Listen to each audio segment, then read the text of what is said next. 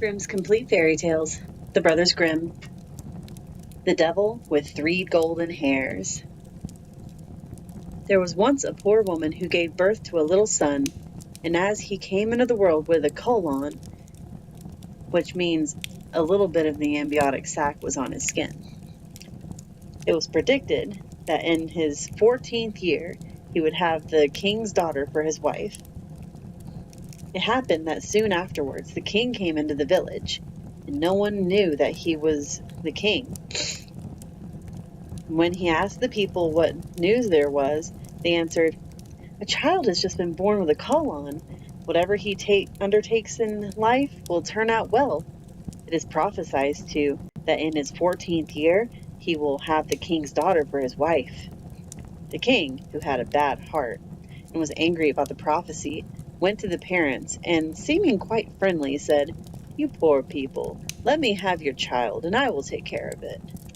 At first they refused, but when the stranger offered them a large amount of gold for it and they thought, "It is a luck child and everything must turn out well for it," they at last consented and gave him the child. The king put it in a box and rode away with it until he came to a deep piece of water. Then he threw the box into it and thought, "I have freed my daughter from her unlooked-for suitor." The box, however, did not sink, but floated like a boat. It did not a drop of water made its way into it, and it floated to within 2 miles of the king's chief city, where there was a mill, and it came to stand still at the mill's dam. A miller boy, who by good luck was standing there, noticed it and pulled it out with a hook, thinking that he had found a great treasure. But when he opened it, there lay a pretty boy inside, quite fresh and lively. He took him to the miller and his wife, and as they had no children, they were glad and said, "God has given him to us." They took great care of the fondling, and he grew up in all goodness. It happened that once in a storm, the king went into the mill, and he asked the miller and his wife if the tall youth was their son. "No," answered they, "he's a fondling. 14 years ago he floated down to the mill dam in a box, and the mill boy pulled him out of the water." Then the king knew that it was none other than the luck child which he had thrown into the water, and he said, "My good people, could not the youth take a letter to the queen? I will give him 2 gold pieces as a reward." "Just as the king commands," answered they, and they told the boy to get ready.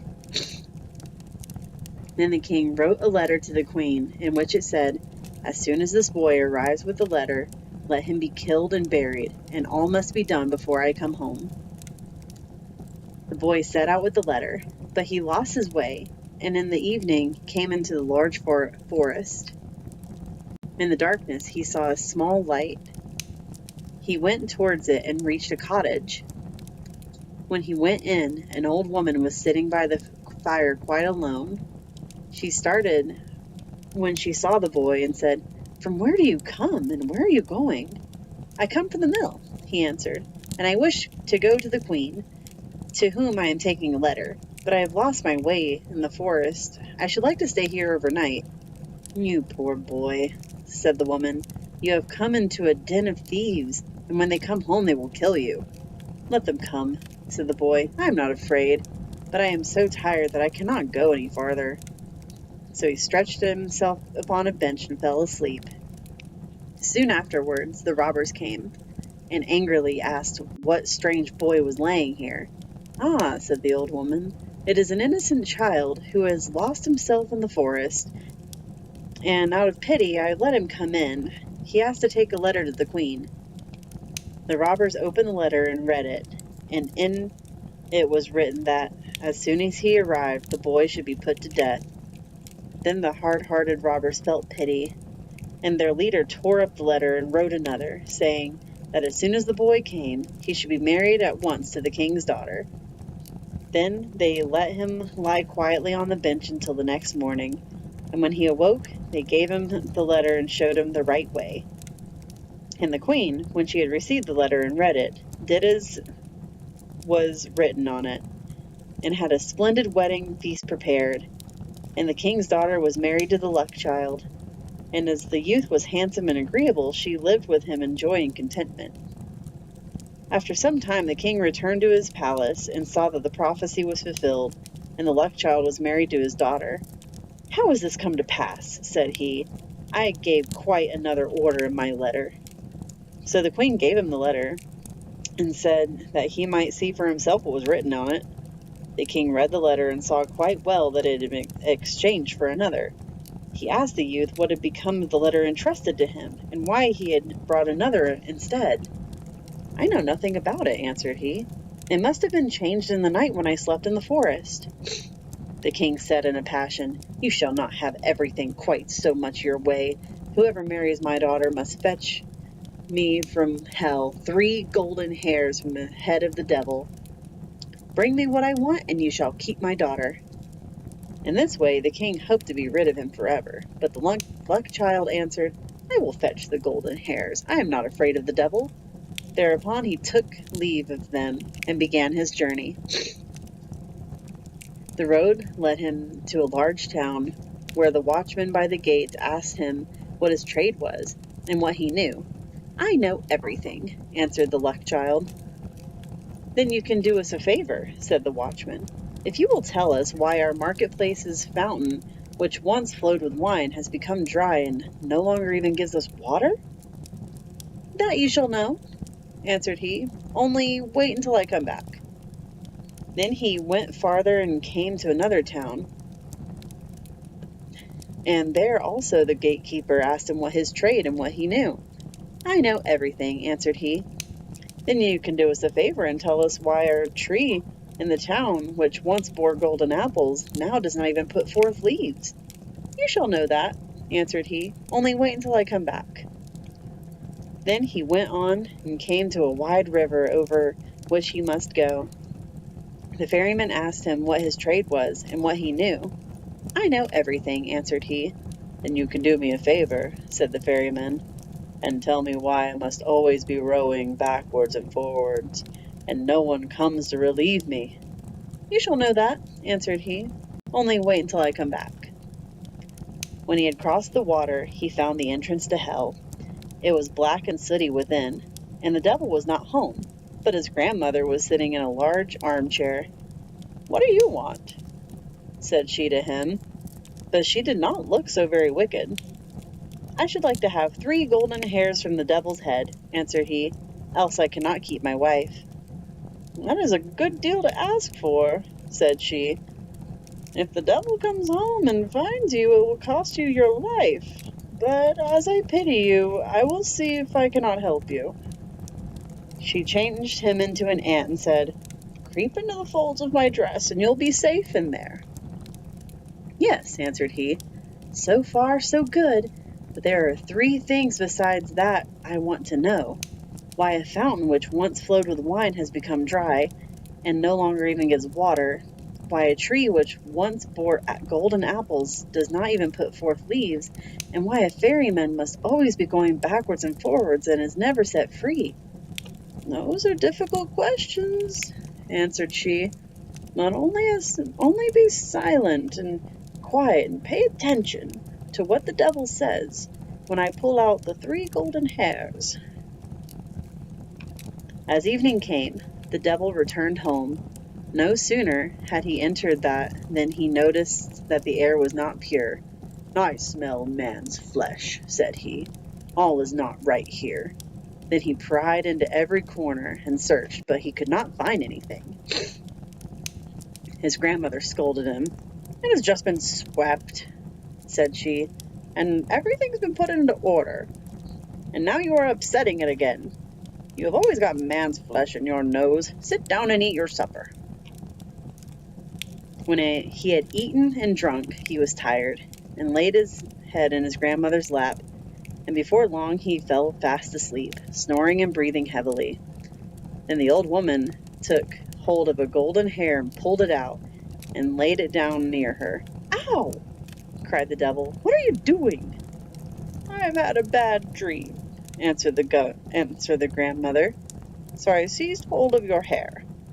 "What did you dream then?" said the devil. "I dreamt that The fountain in a marketplace from which wine once flowed was dried up, and not even water would flow out of it. What could be the cause of that? Oh, if they but did know it, answered the devil. There is a toad sitting under a stone in the well. If they killed it, the wine would flow again. He went to sleep again and snored until the windows shook. Then she pulled the second hair out. Ouch! What are you doing? Cried the devil angrily. Do not get angry, she said. I did it in a dream. What have you dreamt this time? Answered he. I dreamt that in a certain kingdom there stood an apple tree which had once borne golden apples, but now would not even bear leaves. What do you think is the reason? If they did but know, answered the devil. A mouse is gnawing at the root. If they killed this, then they would have golden apples again. But if it gnaws much longer, the tree will wither altogether. But leave me alone with your dreams. If you disturb me in my sleep again, you'll get a slap on the ear. The grandmother spoke gently to him until he fell asleep again and snored. Then she took hold of the third golden hair and pulled it out. The devil jumped up, roared out, and would have treated her ill if she had not quieted him once more and said, Who can help these bad dreams? What was the dream then? Asked he, for he was quite curious. I dreamt of a ferryman who complained that he must always ferry from one side to the other and was never released. What is the cause of it? Ah, the fool, answered the devil. When anyone comes and wants to go across, he must put the oar in his hand, and the other man will have to ferry, and he will be set free. As the grandmother had plucked out the 3 golden hairs and the 3 questions were answered, she let the old serpent alone, and he slept until daybreak. When the devil had gone out again, the old woman took the ant out of the folds of her dress and gave the luck child his human shape again. There are your 3 golden hairs for you, said she. What the devil said to your 3 questions, I suppose you heard? Yes, answered he. I heard, and I will take care to remember. You will have what you want, said she. Now, you can go on your way now. He thanked the old woman for helping him in his need, and left hell well content that everything had turned out fortunately. When he came to the ferryman, he was expecting to give the promised answer. Ferry me across first, said the luck child. Then I will tell you how you can be set free. When he reached the opposite shore, he gave him the devil's advice. Next time anyone comes who wants to be ferried over, just put the oar in his hand. He went on and came to the town where the unfruitful tree stood, and there, too, the watchman wanted an answer. So he told him what he had heard from the devil. Kill the mouse which is gnawing at the root, and it will bear again its golden apples. Then the watchman thanked him and gave him a reward, 2 asses laden with gold, which followed him. At last he came to the town whose well was dry. He told the watchman what the devil had said. A toad is in the well beneath a stone. You must find it and kill it, and the well will again give wine in plenty. The watchman thanked him and also gave him 2 asses laden with gold. At last the luck child got home to his wife, who was heartily glad to see him again, and to hear how well he had prospered in everything. To the king he took what he had asked for, the devil's 3 golden hairs. And when the king saw the 4 asses laden with gold, he was quite content, and said, Now all the conditions are filled. You can keep my daughter. But tell me, dear son-in-law, where did all the gold come from? This is tremendous wealth. I was rowed across a river, answered he, and got it there. The shore is made of gold instead of sand. Can I too fetch some of it? Said the king. He was quite eager about it. As much as you like, answered he. There's a ferryman on the river. Let him ferry you over, and you can fill your sacks on the other side." The greedy king set out in all haste, and when he came to the river he beckoned the ferryman to put him across. The ferryman came and bade him get in, and when they got to the other shore he put the oar in his hand and sprang out. But from this time forth the king had to ferry, as punishment for his sins. Perhaps he is ferrying still. If he is, it is because no one has taken the oar from him.